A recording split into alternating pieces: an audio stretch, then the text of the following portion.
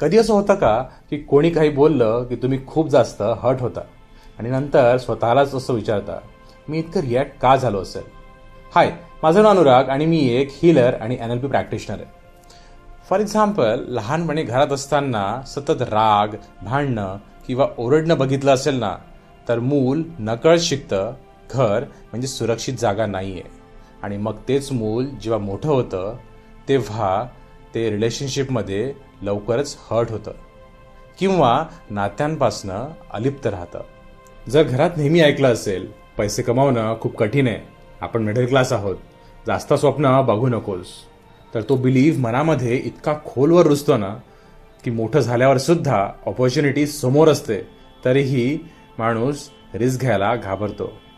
किंवा घरामध्ये कोणीही फिलिंग्सबद्दल बोललेलं नसेल, रडू नकोस, तू स्ट्रॉंग आहे, तू माणूस आहेस, जास्त विचार करू नको, तर मोठं झाल्यावर माणसाला स्वतःच्या इमोशन्स समजायला सुद्धा कठीण होतं.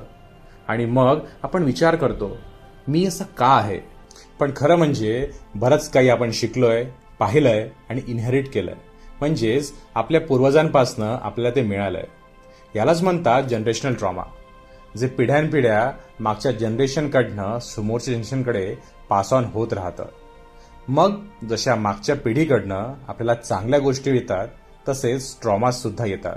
म्हणूनच हीलिंग फक्त तुमचं आयुष्य बदलत नाही, ती त्या पॅटर्न्सना ब्रेक करते जे अनेक पिढ्यांपासनं चालत आलेले असतात.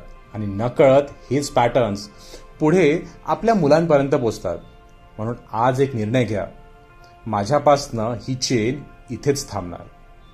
जे जनरेशनल ट्रॉमाज मला मिळालेत ते पुढे देणे गरजेचे नाहीये. मी कॉन्शियसली चूज करतो माझ्या better feelings, better thoughts, better reactions and better life. कारण हिलिंग म्हणजे फक्त स्वतःला बदलणं नाहीये, तर पुढच्या जनरेशनसाठी नवं आयुष्य तयार करणं आहे. जर तुम्हाला वाटतं की माझ्यासोबतही हे होतंय, तर ही रील सेव्ह करा आणि शेअर करा त्या व्यक्तीला ज्याला हे ऐकणं गरजेचं आहे. कमेंट करा येस आणि हिलर्स क्लब कम्युनिटीचा पार्ट व्हा.